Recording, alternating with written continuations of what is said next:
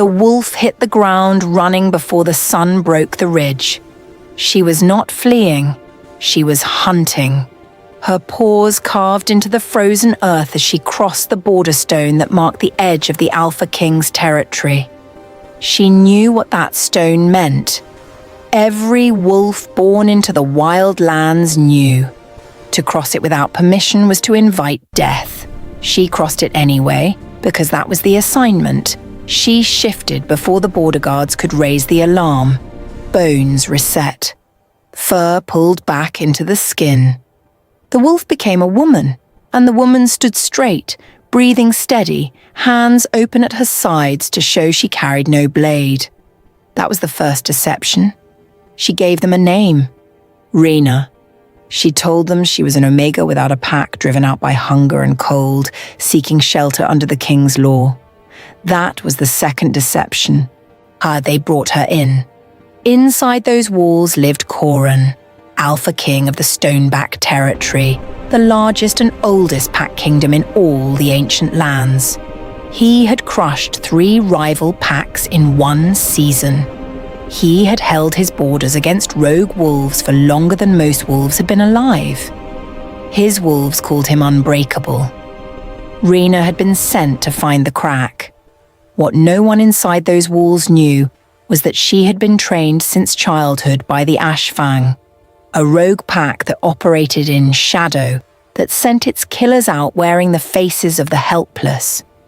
She had ended the lives of 2 pack lords before this assignment. She had done it quietly, the way a wolf does when it does not want the prey to run. She was not helpless.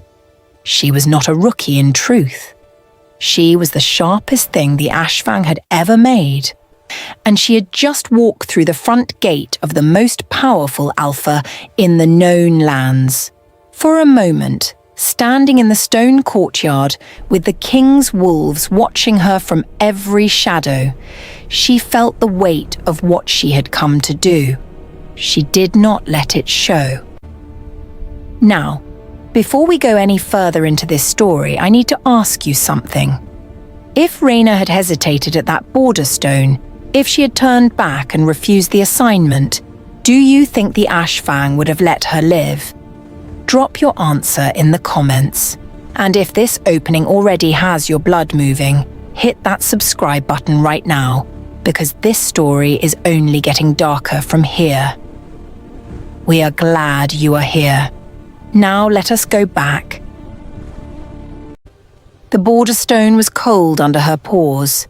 Rena crossed it without slowing, 4 legs driving hard against the frozen ground, her wolf low and fast in the grey light before dawn. The stone marked the edge of the Stoneback territory, the largest and oldest pack kingdom in all the ancient lands, and every wolf born into the wild lands knew what it meant to cross it without permission. She crossed it because that was the assignment. She shifted before the border guards reached her. Bones reset. Fur pulled back into the skin. The wolf became a woman, and the woman stood straight with her hands open at her sides and her breathing even. The guards came at her from 2 directions, both in wolf form, both large, circling her with their noses working before they shifted to human and looked at her with flat, suspicious eyes. She gave them a name, Rena. She told them she was an Omega without a pack, driven out by hunger and the collapse of her pack in the last cold season. She kept her eyes low and her body still and let them circle her and read her scent the way dominant wolves read a stranger, looking for aggression, looking for deception, looking for the specific sharp note that fear produced when it was being suppressed rather than genuinely absent. She had trained for 3 full moons to control what her body released into the air around her. The Ashfang had put her through it the way a blade is put through fire, repeatedly and without mercy, until she could stand in front of dominant wolves and give them nothing to read, but exactly what she chose to show them. The guards read a cold and tired Omega who had shifted cleanly under pressure and offered no threat. When they brought her in, the Stoneback territory was built into the base of a long ridge. Stone walls raised against the natural rise of the land, the main hall at the centre, with the inner yard spreading out from it, and the outer shelters pressed against the interior of the walls. It was old construction, heavy and permanent, the kind that said the wolves who built it had not been planning to move. Rena walked through it with her eyes down and mapped everything she passed. She was taken to Hadun before she was taken anywhere else. The beta of the Stoneback pack was broad and still and moved with the economy of a wolf that had been in many fights and won most of them. He circled her once in the stone yard and she let him, keeping her gaze low and her shoulders soft. "What pack?" he said. "The Grayfen," she said. "Though their alpha fell at the end of the warm season, they did not hold together after." That much was true. The Grayfen had scattered. The Ashfang had arranged it carefully and had made sure Rena knew every detail of that pack's ending, so her account would hold under any pressure. She knew the alpha's name, the names of his senior wolves, the specific manner of the fight that had taken him, the way the pack had fragmented in the weeks after. She could answer any question Hadun posed to her without hesitation and without error. Hadun studied her. "You shifted cleanly at the border," he said. "Our guard said you were already changing before they reached you." "I did not want them to see a wolf and strike before I could speak," she said. "Most Omegas do not shift that cleanly under pressure," he said. She let something wounded cross her face. "I have shifted many times in hard conditions," she said. "Cold, injury, running. The body learns what it must." Hadun was quiet for a moment. She felt his wolf pressing against the surface of him, reading her, testing the edges of what she was showing him. She gave him nothing he was not meant to find. He sent her to the outer shelter. The outer shelter held 6 other wolves, all female, all packless or unmated, all watching her arrival with the careful eyes of wolves who understood that their position inside these walls was conditional and that a new arrival changed the balance of things in ways that were not always good. Rena found a corner and sat with her back against the stone wall and said little and watched everything. She counted the guard rotations. She tracked the watchfires through the gaps in the shelter wall. She noted the pattern of movement in the inner yard and identified which approaches to the main hall were visible from the wall posts and which sat in dead ground. She ate the food they brought her and slept lightly, and on the second morning she was put to work. The Stoneback territory ran its packless Omegas through the daily labour of the pack, hauling grain, grinding meal, carrying water from the deep well near the eastern wall to the storehouse beside the main hall. Rena worked without complaint and let them see enough of her strength to explain her survival without a pack, but not enough to make her remarkable. She was building a shape for herself inside this territory, the shape of a wolf who was capable and quiet and no threat to anyone. And she built it with the same attention she brought to everything the Ashfang had ever trained her to do. It was at the well on the 3rd morning that she first saw Coran. He came out of the main hall before the sun had cleared the ridge, moving through the inner yard with 2 of his senior wolves at his back. She had built a shape of him from the reports the Ashfang had gathered before sending her in. Large wolf, hard ruler, a king who had crushed 3 rival packs in a single season and held his borders against rogue wolves for longer than most wolves had been alive. The size was accurate, but the reports had not prepared her for the way he moved, with the complete unhurried certainty of a wolf that had never once needed to prove what it was. He did not look at her. She kept her hands on the rope of the water bucket and kept her eyes down and tracked him entirely through her peripheral awareness. the way she had been taught to observe a mark without appearing to observe him. She catalogued the set of his shoulders, the placement of his weight, the way his senior wolves positioned themselves around him without being told, slightly behind and to either side, a formation built from long habits. He stopped 3 body lengths from her and spoke to one of his wolves about something on the northern approach. A scent that did not belong, tracks in the soft ground near the ridge base.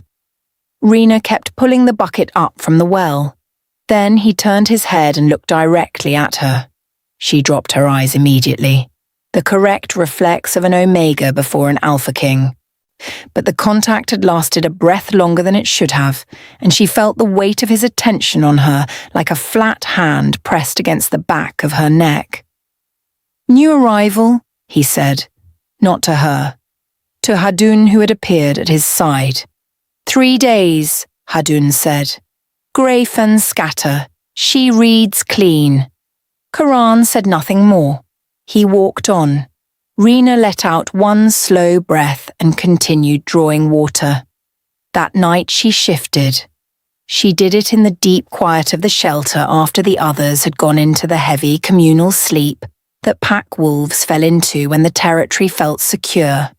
Her bones broke and reformed without sound, and the wolf moved through the gap in the eastern wall she had found on her first full day inside, a low place where the old stones had settled apart just enough for a lean wolf to press through. She moved through the outer yard in wolf form, low and slow, reading the territory with her nose and ears the way no human form could. She found the grain stores and the weapon cache behind the main hall. She found the underground passage that ran beneath the hall's foundation. She tracked Coran's scent through the territory and found where it was strongest and most layered, the rooms he used most, the routes he walked, the places he stopped and stood and thought. She found the Northern Watch rotation. She ran it twice in wolf form, timing the gap between the departure of one guard and the arrival of the next, counting her own heartbeats to measure it. 40 beats, long enough for a tight line of wolves moving fast and low to cross the scent barrier the pack elder had laid along the northern edge without triggering it. She returned before the sky changed and shifted back and lay in the dark and ran everything through her mind with the cold precision the Ashfang had built into her over years of training. She had what she had come to find. She had not expected it to sit in her chest the way it did. She turned onto her side in the dark and told herself it was only the cold.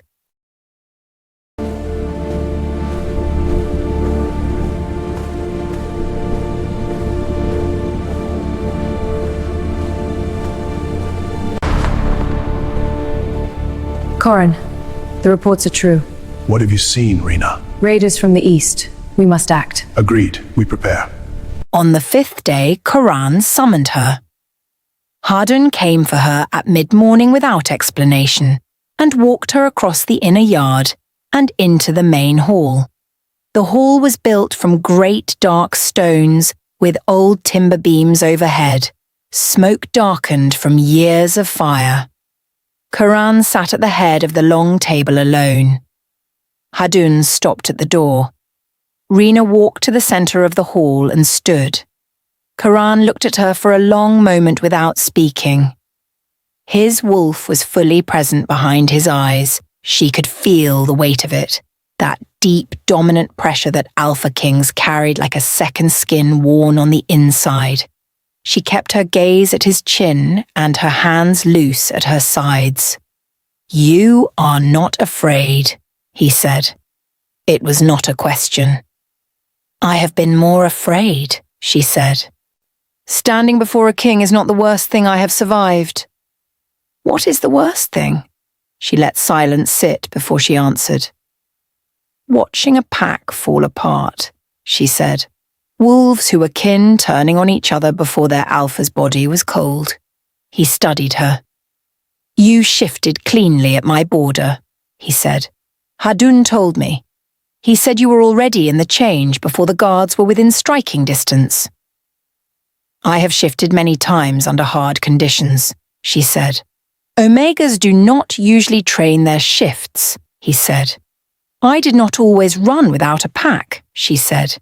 He leaned back and looked at her with the measuring patience of a wolf who was accustomed to waiting for the true shape of a thing to show itself.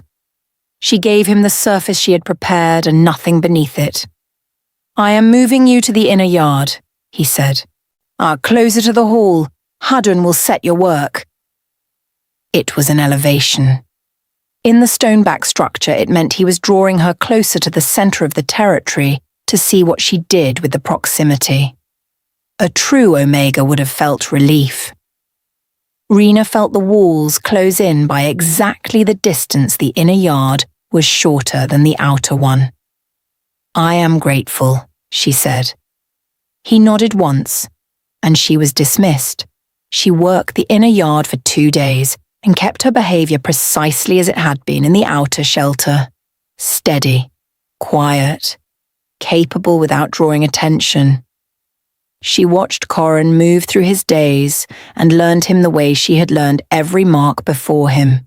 The pattern of his thinking, the way he handled disputes between his wolves, the moments when his attention split between two things at once. He was harder to read than anyone she had studied before. Most pack lords developed predictable rhythms within days of observation.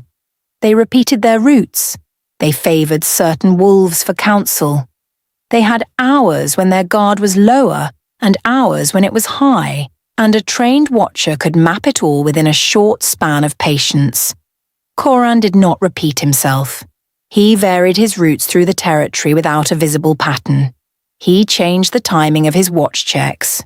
He spoke to his wolves individually rather than in groups, which meant no single wolf held a complete picture of his plans, and neither could she. He had built his territory the way a cautious wolf builds a den. More than one entrance, more than one exit, and he knew every passage himself. On the 7th night, Pell came over the northern ridge. Rena was in the inner yard when the alarm moved through the pack, not a sound but a shift, that collective stiffening that happened when dominant wolves caught something in the air that did not belong. She watched the guards move without appearing to watch.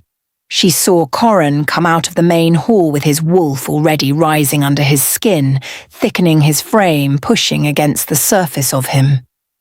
The wolf that came over the ridge shifted to human form before the guards reached him.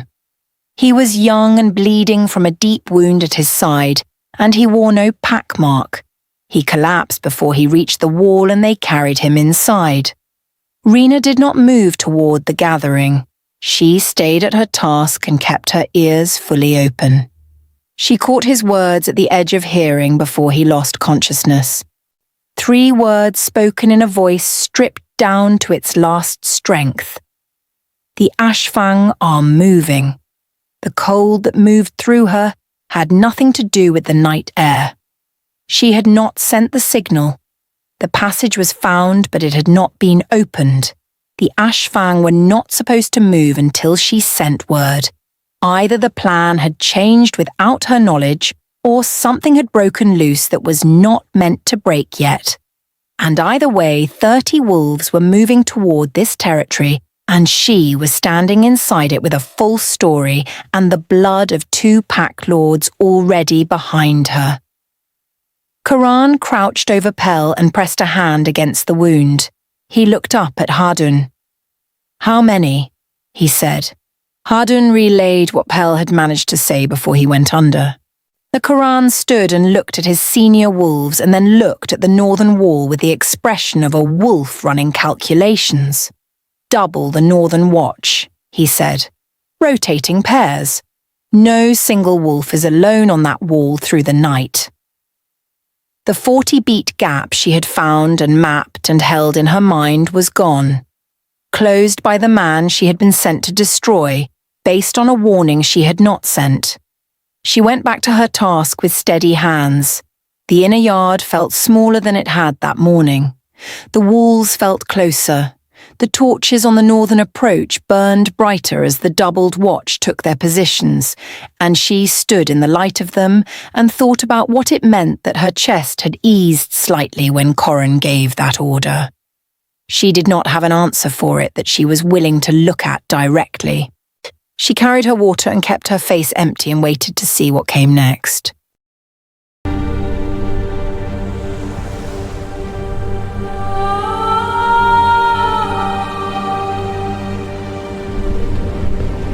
The Ashfang came on the 9th night. Rena was at the well in the inner yard drawing water for the evening store when the first howl broke over the northern ridge. It was not a warning howl, and it was not a patrol signal. It was the Ashfang war call. That specific, sustained rising note that she had heard twice before in her life. Once at the fall of the Drenwick Pack Lord, and once at the end of the Callow territory. 3 seasons past. Both times she had been on the outside of the walls when that sound went up. Both times everything inside those walls had ended before morning. She set the water vessel down on the ground. Every wolf in the inner yard froze at the same moment, that collective suspension of movement that happened when a pack registered a war signal at full volume. She felt the shift in the air before she saw the movement. The specific charge that built when dominant wolves began pulling their wolves up toward the surface in preparation for a fast shift. Then, Coran came out of the main hall already changing, his human form expanding at the chest and shoulders as the wolf pushed through, bones cracking and resetting in rapid sequence. And by the time he crossed the inner yard, he was fully wolf, the great dark shape of him, driving hard toward the northern wall. The yard broke open after him. Wolves shifted from every direction. The sounds of rapid shifting filled the cold air, that sharp, repeated cracking of bones reshaping fast under pressure, bodies dropping to 4 legs and surging toward the northern wall in a dark wave. Harden bellowed the rotation orders in human form from the top of the northern steps, and then he too dropped his shape and ran. The northern wall lit up with sound. She could hear bodies hitting the stone on the far side, the impact of wolves colliding at speed, the short, hard barks that wolves used when fighting at close quarters in the dark. It was a full engagement. Real fighters, real force. Enough weight behind it to hold every wolf in the Stoneback territory pressed forward against that wall. Rena stood in the emptied inner yard and listened to the shape of the attack. She knew the Ashfang method. She had trained inside it and run with it and watched it work twice before. The war call to the north was the hand that moved the eye. It was built to be exactly convincing enough to hold the defense in one place, while the true entry came from somewhere else entirely, somewhere the defenders had already turned their backs on. She turned and looked at the southern wall. Every torch on the southern approach burned undisturbed. The 2 wolves posted there had gone to the north with the rest, pulled by pack instinct and the need to answer a war call with bodies. The southern wall stood empty and unguarded. She ran. She crossed the inner yard at full speed and shifted as she moved, the wolf rising through her fast and clean, bones reshaping without her needing to slow. She cleared the southern wall in one motion and landed on the slope beyond it and drove down toward the creek bed at the bottom. She shifted back to human form as she descended because she needed to think clearly, and she needed her voice ready for what she might find. She hit the creek bed and stopped. They were already there, 15 wolves in a tight, silent line moving through the shallow water, or bodies low using the cold creek air to press their scent down and carry it away from the wall. She knew this approach. She had practiced it herself in 2 other territories. She recognized the lead wolf before he shifted, by the way he carried his left shoulder slightly forward, an old injury healed wrong that had never corrected itself in either form. That was Davin, the Ashfang's assault second. She had trained beside him every day for 4 years, and she knew his body in wolf form the way she knew the ground she had grown up running. He saw her the moment she stopped. The line stopped with him. 15 wolves going still in the creek water as one, and the silence in the creek bed was complete, except for the distant noise of the fight on the northern wall. Davin shifted to human form and stood in the shallow water and looked at her with eyes that held no surprise. "Step aside, Rena," he said. "The signal never came," she said. "You were not supposed to move without the signal." "The plan changed," he said. "No one told me the plan changed," she said. "You did not need to be told," he said, with the flat patience of a wolf explaining something already decided. "You needed to open the passage. 9 days and the passage was never opened." "I found it on the 3rd night," she said. "I chose not to open it." Something moved behind his eyes, something below anger and older than it. 30 wolves is the assignment, he said. Not yours to question. 30 wolves through any passage into a sleeping territory leaves no survivors, she said. The Omegas in the outer shelter, or the young wolves in the inner yard. That is not a quiet removal. That is a slaughter, and you know it. Move, Rena, he said. She did not move. He looked at her for a long moment, and then he shifted, and the wolf he became was larger than hers, older, built from more years of hard use, and it came at her without hesitation. He had trained beside her for 4 years, and it did not slow him by a single stride. She shifted and met him. She was fast, and she was precise, and she had sparred against Davin more times than she could count, but she was one wolf, and he had 14 behind him, and she had known from the moment she planted her feet in the creek bed that this was not a fight she could win. She drove into his chest and knocked him sideways and bought herself 2 breaths before the second wolf hit her from the left, and the third came in from the right, and she went down into the creek bed stones hard. She got up. They put her down again, 2 wolves on her back driving her into the shallow water. And this time, a third came in low and closed its jaws on her right hind leg and wrenched, and the pain of it was total and white, and she felt the leg give in a way that meant it would not hold her weight cleanly for some time. She shifted to human form instinctively because a human body distributed that injury differently, and she needed her hands. Davin stood over her in wolf form and looked down at her in the shallow water of the creek bed. His eyes were not cruel. They were simply done. He turned toward the wall. She had one thing left. She was lying in the creek bed with cold water moving around her and her right leg sending fire up through her hip and blood running from the bite Davin's second had put in her shoulder when he drove her down the second time, and she had one thing left that she could do. She opened her throat and released the stoneback alarm bark. It came out ragged because of the shoulder wound, and she forced more air behind it and released it again. The specific frequency she had memorized in the outer shelter on her 3rd day inside the territory. The call she had run silently through her memory every night until she could reproduce it without error. She directed it straight up the slope at the southern wall and released it a 3rd time with everything her lungs held. The Ashfang line was already climbing the slope. Idan turned his head and looked back at her with something in his eyes that was not surprising and not anger. It was the look of a wolf watching something it had already accounted for and decided did not matter. She released the alarm a 4th time. Then she heard it. The shift in the noise from the northern wall. Wolves turning, running feet on stone. A different quality to the air above the southern wall, that specific compression that happened when a large wolf gathered itself to clear a height. Coran came over the southern wall. He did not come alone. 3 of his senior wolves came over with him, and they dropped into the creek bed from above and landed between the climbing Ashfang line and the top of the wall, and the collision was immediate and total.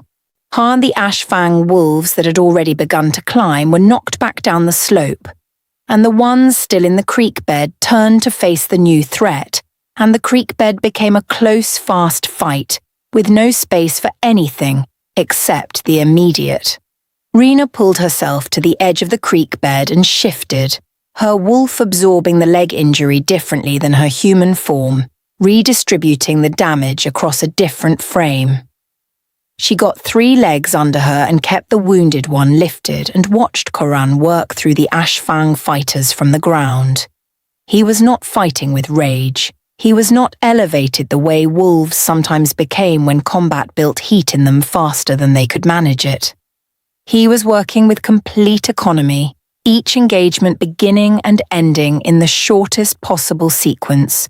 Each Ashfang wolf he reached going down or turning to run. His senior wolves held the flanks and kept the line from reforming, and the creek bed broke apart under the pressure of it. Davin lasted longer than the others. He always did.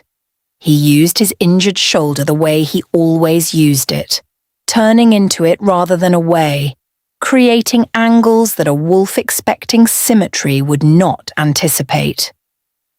He drove Coran back 2 full steps before Coran adjusted, and what happened after the adjustment was fast enough that Rena, who knew Davin's every fighting habit, almost missed the moment it ended. Davin went down. He was not dead. Coran had not killed him. He put Davin on the ground and held him there for 3 breaths, and then released him and stepped back. Moore and Davin shifted to human form in the shallow water and looked up at Coran from the ground, and then looked across the creek bed at Rena on 3 legs at the edge of the water. Whatever he saw in her face made him look away. He shifted back to the wolf and ran. The remaining Ashfang wolves ran with him, up the far ridge and into the dark above the tree line, and the creek bed went quiet, except for the sound of heavy breathing and the water moving around the legs of the wolves still standing in it. Coran shifted to human form. He stood in the creek bed and looked at the ridge where the Ashfang had gone until they were fully out of sight, and the sounds of their retreat had faded into the night. Then he turned and looked at Rena. She was in wolf form at the edge of the water with 3 legs under her and 1 held up, and blood darkening the fur at her shoulder where the bite had gone deep. She met his eyes and held them, and did not shift because shifting with that leg in that condition would put her on the ground, and she was not willing to be on the ground in front of him. He looked at her face. He looked at the direction the Ashfang had gone. He looked at her face again. She watched him understand. His senior wolf came to stand beside him. "She called the alarm," he said quietly. "I heard it from the north wall. She used our frequency." He paused. She was already down when she called it. Coran did not respond. He kept his eyes on her, and the understanding in them was complete and still, and gave nothing away about what it meant to him yet. "So shift," he said to her. Not harshly. Directly. She shifted. The wolf pulled back and the woman came through, and the leg that had held in wolf form did not hold in human form, and she went down to 1 knee in the creek water. She got her other foot under her and stood, and the standing cost her something she did not let show in her face. He looked at her for a long moment in the cold creek bed with the water moving around their feet, and his wolves standing behind him, and the distant sounds of the northern fight dying down above. "Come," he said. He walked ahead of her and she walked behind him, and his senior wolves walked behind her, and none of them spoke on the way back through the southern wall and across the inner yard and into the main hall. The hall was in the full noise of a pack returning from a fight. Wolves in various stages of shifting back to human form moved through the space, some still carrying the wolf across their shoulders and arms where the change had not fully released. the way it sometimes held on after hard combat when the body was reluctant to let go of what had kept it alive. The sound of shifting voices and the restless movement of wolves coming down from a war state filled the old stone space from floor to beam. When Coran walked through the door, the noise dropped by half. When the wolves nearest the entrance saw Rena behind him with blood on her shoulder and one leg carried wrong, it dropped the rest of the way, and the hall went to a silence that had weight in it. Hadun came through the far entrance. He had blood along his left arm from the northern fight, and his wolf was still close to the surface, visible in the set of his jaw and the way he moved. He stopped when he saw Rena. He looked at Coran. He looked back at Rena. Coran walked to the head of the long table and stood with his hands resting on the stone surface and looked at the hall. "The southern approach," he said to the room. 15 wolves in the creek bed using the water to carry their scent. They came while we were stacked on the north. He paused. She went to the southern wall before any of us turned. The hall absorbed this. The senior wolf who had been in the creek bed stepped forward. "She called our alarm frequency from the creek bed," he said. "She was already down when she called it. The Ashfang had put her on the ground before she sounded it." He looked at the hall steadily. "That call is what turned us from the north in time." Hadun looked at Rena with an expression moving through several things at once. His eyes went to the wound on her shoulder, to her leg, to her face. She could see him building the shape of what he was looking at, the pieces of it assembling themselves against everything he had believed about her for 9 days. "You told us the Grayfen," he said. She said nothing. "9 days in this territory," he said, "working the inner yard, near the hall." He stopped. The weight of it was visible in his face. "What were you here to do?" Coran spoke before she could answer. "She was sent by the Ashfang," he said. "She came in ahead of the assault to find a weakness in the northern watch and hold a passage open for entry." The hall broke. Voices came up from every direction, some toward Coran, some toward Hadun, some simply released into the air the way a pack released sound when something struck at the center of its sense of safety. Wolves who had been standing still began to move. The 2 senior wolves behind Rena moved closer. She stood straight and let the noise come and did not reach for anything defensive in her posture. Coran raised one hand.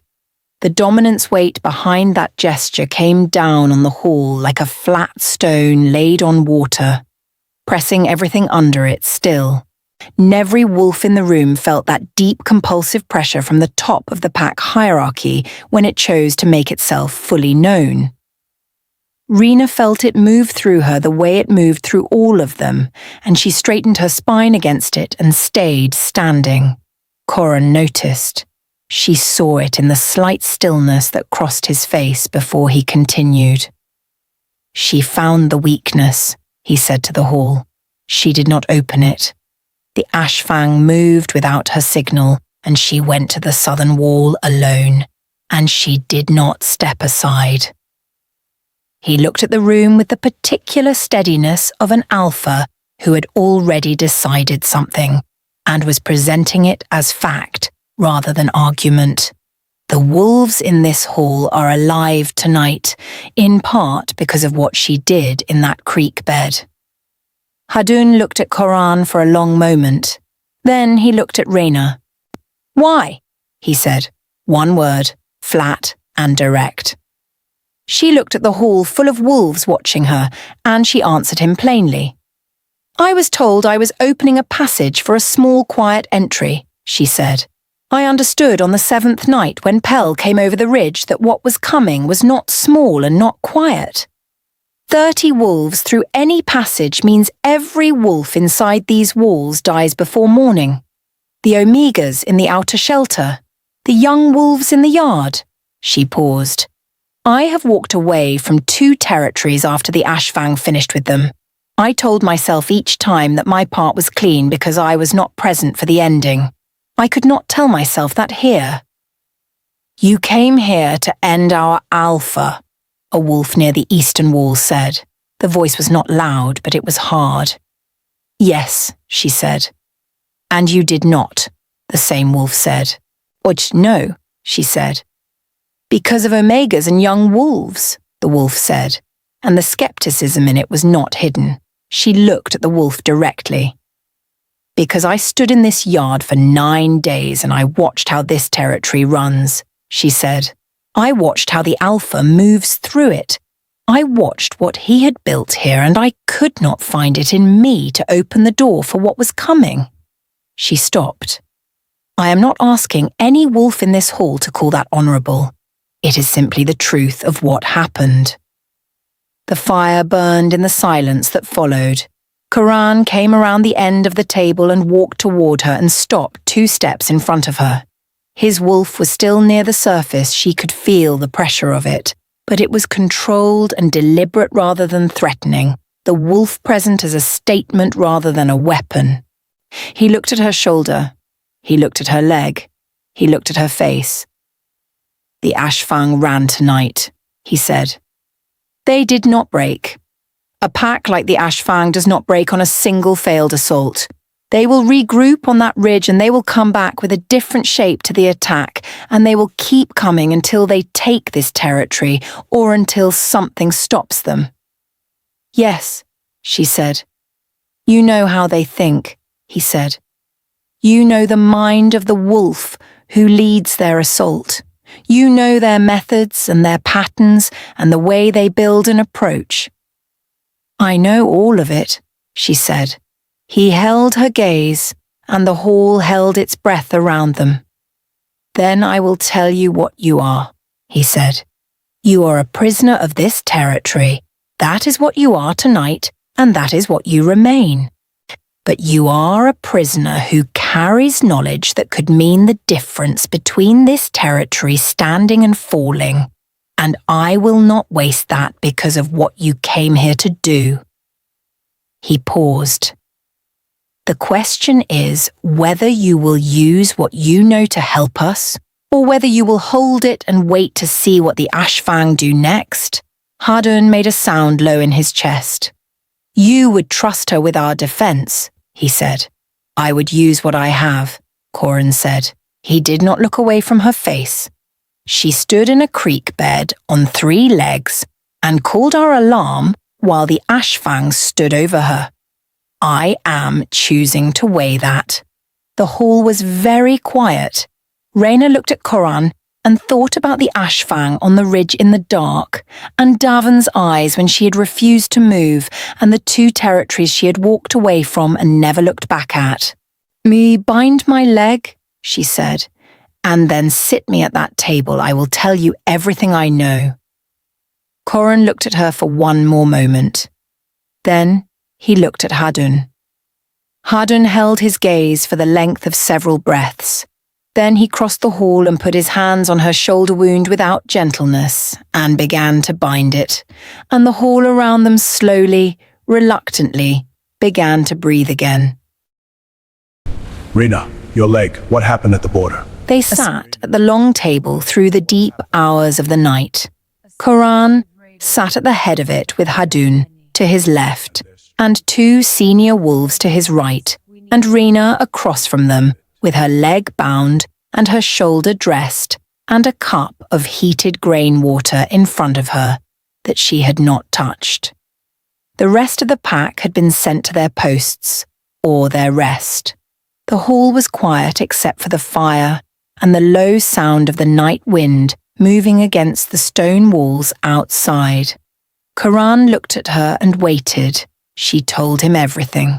She told him how the Ashfang selected their targets, always territories with something worth taking, grain stores, water access, defensible high ground, never territories that required more effort than the gain justified.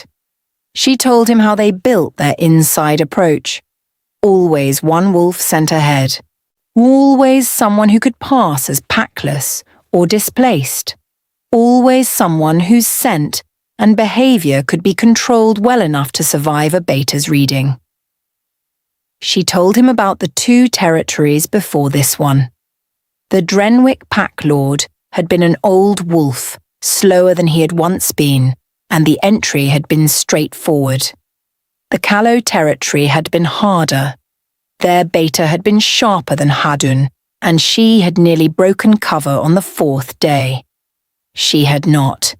She had finished the assignment and walked away and not looked back. Hadun listened to all of it with his jaw set and his eyes on the table. The split approach, Coran said when she described the creek bed assault. North to draw, south to enter. But is that their standard method, or was it built for this territory specifically? It is their standard when the target has strong northern defences, she said. Davin reads a territory from the outside before any inside wolf goes in. He would have spent days on the ridges around your walls before I crossed the border stone. He mapped your northern watch himself and built the assault around what he found. Then he knows the northern approach well, Coran said. He knows it as well as I know your southern wall, she said. What will he change for the second assault? Hadun said. It was the first thing he had said directly to her since binding her wounds, and the flatness in his voice had not shifted. He will not use the creek bed again, she said. He lost wolves there tonight, and Davin does not repeat a failed approach. He will come from the west next. The western slope is longer and more exposed, but it gives him more options for splitting his line once he is close to the wall. She paused. He will also come earlier. Tonight he used the deep hours. Next time he will come at the change of the watch when there is movement and noise to cover his approach. How soon? Coran said. 2 nights, she said. He will need 1 night to regroup and assess what he lost. The second night, he will move. Coran looked at the rough stone map on the table, the small marked stones still sitting where they had been placed before the creek bed fight. He reached out and moved several of them to the western approach and studied what the new arrangement showed him. Hadun looked at it too. If we stack the west, we thin the north and the south, he said. We do not stack the west, Coran said. We put a light presence there, enough to read their approach and confirm the direction, and we hold the true defence back from the wall entirely. He looked at Rena. If Davin reads wolves on the western wall, he will read them as the main defence, and he will build his entry around that assumption. He will look for the gap, she said, following his thinking. He always looks for the gap between where the defence is and where it is not. And if the gap is where I want him to go, Coran said. She looked at the map. She moved one of the stones to the interior of the territory, to the open ground between the western wall and the main hall. He will bring his strongest fighters through first, she said. Davin leads from the front once the wall is breached. He is always the first wolf through. Then that is where I will be, Coran said. Hadun looked at him. You are placing yourself as the point of the interior defence. I am placing myself where the fight will end, Coran said. The hall was quiet for a moment. The fire shifted and resettled. There is one more thing, Rena said. They looked at her. The Ashfang will know by now that I did not step aside in the creek bed, she said. Davin saw me call the alarm before they ran. When he regroups tonight, he will tell the pack what I did. She looked at the table. The Ashfang do not forgive that. Whatever I am inside these walls, I am a dead wolf to them now. They will factor that into the second assault. They may send someone specifically to reach me, to silence you before you can tell us more, Hadun said. Yes, she said. Coran looked at her steadily. Then you stay inside the hall, he said. You do not go to the yard. You do not go to the wall. You stay where my wolves are around you until this is finished." She looked at him. "I am a prisoner," she said.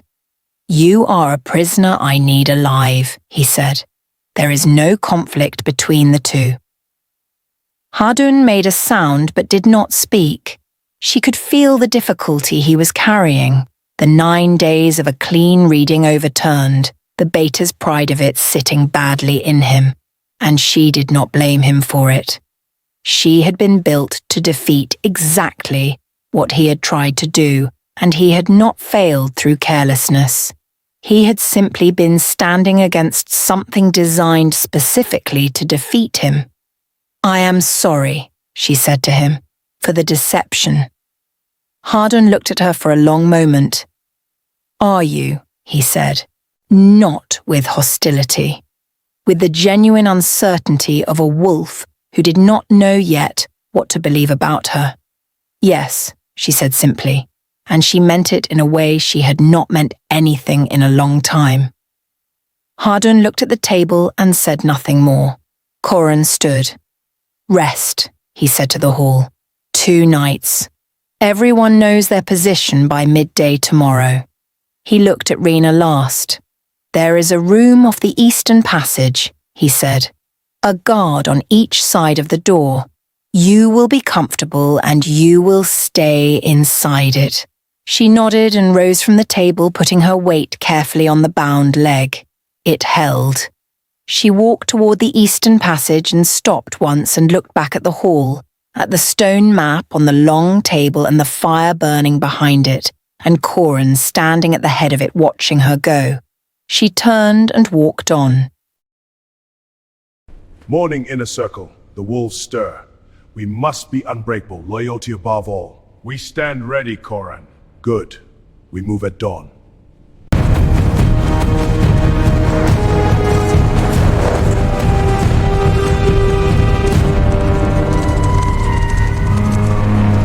The Ashfang came on the second night as she had said they would.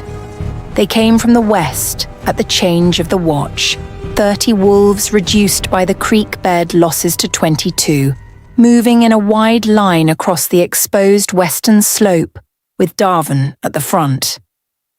The light presence Coran had placed on the western wall called the alarm and fell back as instructed, pulling away from the wall and drawing inward, and the Ashfang line read the falling back as a defense collapsing under pressure, and pushed harder. They breached the western wall at 2 points simultaneously. They came through into the interior of the stoneback territory in wolf form, fast and low, spreading to cover the ground between the wall and the main hall, and they found Coran waiting. Rena heard it from the room off the eastern passage, and she heard the western wall alarm and then the sounds of the breach and then the different quality of a fight happening inside a territory rather than outside it, the way sound bounced differently off interior stone, closer and harder and more compressed. She stood in the center of the room with her hands at her sides and listened and could not see anything and could not go anywhere, and it was the hardest thing she had done in a long time. The guard on the near side of her door shifted in his stance. She heard it. Then she heard something else, a sound at the eastern wall. Quiet. Specific. The careful scraping of a wolf pressing through a gap in old stone, a sound she recognized because she had made it herself on the night she had moved through the eastern wall in wolf form to map the territory. The gap she had found on her first night. The gap she had told no one about. She had not told Coran about the eastern wall gap. She had told him about the northern passage and the southern approach and the western slope and the watch rotation patterns. She had told him everything she knew about Darvan's methods and the Ashfang's assault structure. But the eastern wall gap she had found on the first night and used for her own night movements had not come up, and she had not thought to raise it, and it was large enough for a lean wolf to press through. She moved to the door. "There is a gap in the eastern wall," she said through the timber, low to the ground near the old settled stones. A wolf is coming through it right now." The guard did not respond immediately. She could feel him deciding whether to believe her. "I found it on my first night here," she said. "I used it myself. I did not tell your alpha about it, and that was my error. There is a wolf coming through it right now, and it is coming for this room." She heard him shift, and then heard him call in a low voice to the guard on the far side of the door. A short exchange. Then the bolt slid back and the door opened, and the guard looked at her with his wolf very close to the surface. "Show me," he said. She moved past him into the eastern passage and down it toward the wall, her bound legs slowing her but holding, and she reached the base of the eastern wall and stopped. The gap was at ground level, the old stones settled apart just enough. The scraping sound had stopped. The wolf was already through. It came out of the shadows of the passage in human form, and she knew it before it fully resolved out of the dark. It was not Davin. It was a wolf called Cern. See, the Ashfang's quietest killer.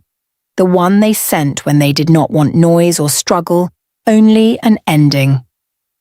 She had trained beside Cern for 2 years, and she knew his methods, and she knew he had been sent specifically for her.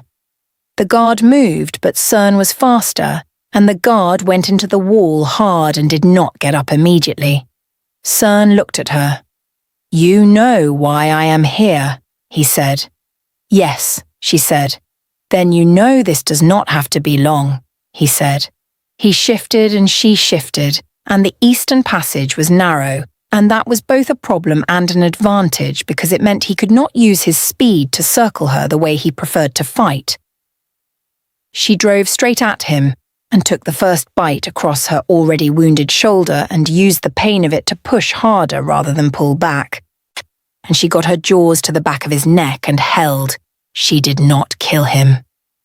She held him with his neck in her jaws and his body forced down, and she held that position while he struggled, and then while he stilled, and she stayed there until she heard running feet in the passage behind her and felt the presence of stoneback wolves filling the space around them. She released Cern and shifted back and stood over him, breathing hard, with her shoulder wound open again and the bound leg shaking under her weight. Coran was there. She did not know when he had come from the interior fight or how much he had seen. He stood in the eastern passage with blood on his hands from the western defence and looked at Cern on the ground and then at Rena standing over him. "The eastern wall gap," she said. "I found it on my first night. I used it for my own movements. I did not tell you about it, and I should have." He looked at her for a moment. "Is he alive?" he said. "Yes," she said. He crouched and looked at Cern and then stood. "Take him," he said to the wolves behind him. They pulled Cern up from the ground and moved him down the passage. Coran looked at Rena. The fight sounds from the interior had gone quiet. She could hear the stoneback pack beginning to move through the territory in the aftermath. Wolves shifting back, voices starting up, the specific noise of a pack accounting for itself after a fight. "The western defence held," he said. "Davin," she said. "Gone," he said. "He ran when the interior line held. The ones who did not run are down." She absorbed this. The Ashfang had lost this assault as completely as they had lost the creek bed. Davin would regroup, and the Ashfang would survive because that was what the Ashfang did. But they had lost too many wolves in 2 nights against this territory to mount a third assault with any real force behind it. They would pull back. They would find another target. They would rebuild over seasons, and they would come back eventually because that was also what the Ashfang did. But not here. Not soon. "What happens now?" she said. She meant with her, and she knew he understood that. He looked at her in the eastern passage with the torchlight unsteady on the stone walls around them and took his time answering. "You came here to end me. he said. You found what you were sent to find, and you chose not to use it. You stood against your own pack in a creek bed and called an alarm while they had you on the ground. You held a wolf off his kill tonight in a passage when you could have let him finish the job and walked through the eastern wall gap yourself. She said nothing. You are still a prisoner of this territory, he said. I know, she said. But a prisoner's situation can change, he said, over time, with evidence. She looked at him steadily. You would offer that to a wolf who came here to kill you, she said. I would offer it to a wolf who decided not to, he said. There is a difference, and I am choosing to stand on it. She heard Hadun's voice somewhere in the main hall, organizing the pack, calling the roll of the wounded, doing the work of a beta after a hard night. She heard the wolves responding to him, the steady rhythm of a pack that was damaged but intact, still standing inside walls that were still theirs. I have nowhere else to go, she said. It was not a plea. It was simply the truth laid flat. I know, he said. He turned and walked back toward the main hall, and she followed him through the eastern passage and into the light of the hall where the stoneback pack was gathering itself back together around the long table and the fire, wolves in various stages of shifting back to human form, some sitting, some standing, all of them carrying the particular exhaustion of wolves who had fought hard and won at a cost. They looked at her when she entered. Some with suspicion still. Some with the careful neutrality of wolves who had not yet decided. One or two with something that was not quite acceptance, but was closer to it than anything she had seen in 9 days inside these walls. Hadun looked at her from across the hall. He held her gaze for a long moment and then he looked away and went back to his accounting of the wounded, and she understood that for what it was. Not forgiveness, not trust, but the door to both left fractionally open, which was more than she had any right to expect. She found a place near the wall and sat down and put her back against the stone and looked at the hall around her, at the pack moving through its recovery with the quiet resilience of wolves who had survived worse and would survive worse again, at the fire burning at the centre of it all, at Coran, at the head of the table with his hands on the stone map, already planning for what came next. She had come here to find the crack in an unbreakable thing. She had found instead that the unbreakable thing was not the walls or the watch or the Alpha's strength. It was the way the wolves inside it moved around each other, the way they held when it mattered, the way they came back to the table after a hard night and kept going. She had been shaped her whole life into something that destroyed things like this. She did not know yet what she would be shaped into next. But she was alive, and she was inside these walls, and the fire was warm, and for the first time in as long as she could remember, she was not pretending. That was enough for tonight.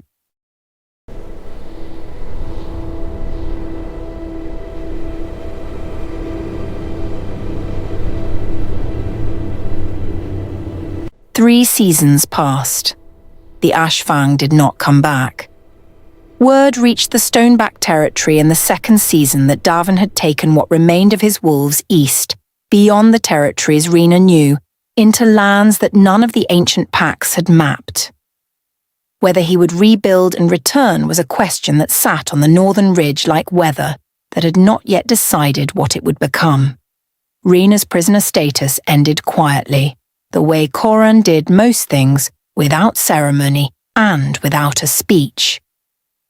Hadun came to the room off the eastern passage one morning and told her she was expected in the inner yard for the day's work, the same words he used with every wolf in the territory. And then he walked away without waiting for her response. She understood what it meant. She put on her boots and went to the yard. She worked beside the stoneback wolves through the turning of 2 more seasons, and she did not hide what she was or what she had been. The wolves who asked, she answered plainly, and the wolves who did not ask, she left alone. Trust was not given to her in a moment. It was built the way stone walls were built, one heavy piece laid on another, over time, with effort on both sides. Hardun was the last to extend it and the first to rely on it when the territory's eastern border came under pressure from a displaced pack the following warm season. He came to her before he went to anyone else and said simply that he needed to know how a pack moving under pressure thought and moved, and she told him everything she knew, and the eastern border held. And after that, something between them settled into a shape that was not yet friendship, but was no longer opposition. Coran never spoke to her about what she had been or what she had chosen. He spoke to her about the territory, about the watch, about the patterns of wolf movement in the lands around the stoneback border.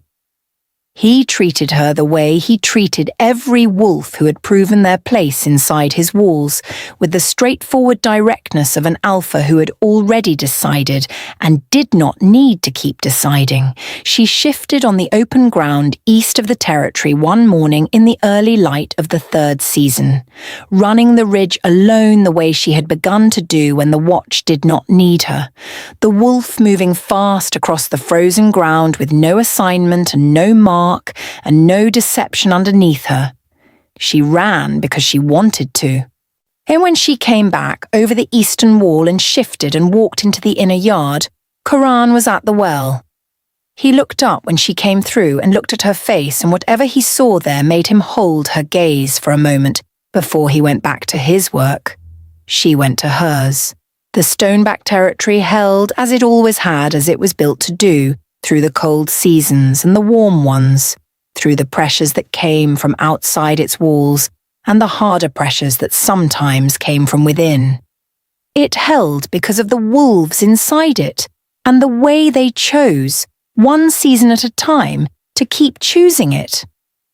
Rena was one of those wolves now. That was the whole of it.